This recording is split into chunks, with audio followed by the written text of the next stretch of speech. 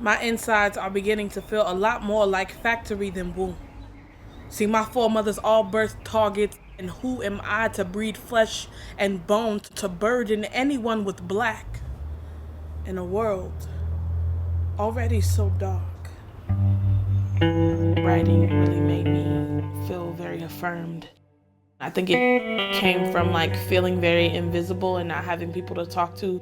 I'm black, I'm a woman, I'm queer, I'm an intersectional being, and it's time for me to tell my story because I'm not seeing it, I'm not hearing it.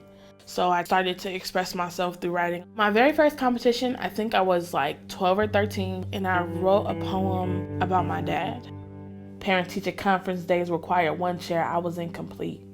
Searching for the man whose face was my reflection. Rubber band man, but since I'm here, I guess he never really wore protection. Everything else just seems like a blur. Look, my point in telling this story is that my father never gave a fuck. I spent many nights drowning in my own tears. His spitting image, my mother's worst fear. I'm missing a whole half of my being. So at any moment where I talk about who I am, I'm also talking about who I'm not. And that's what like writing and poetry does, because you get to document how you felt and how you feel now.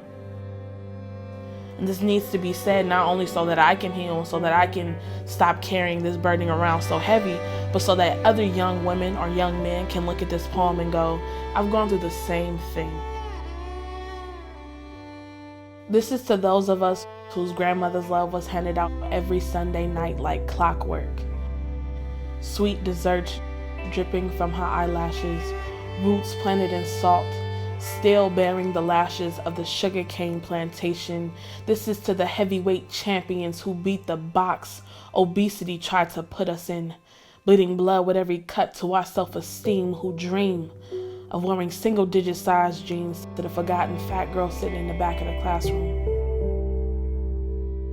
You need to tell your story because it's the only way that we exist. I want to change the world today. I want to make a change in the world today. I want to do great things.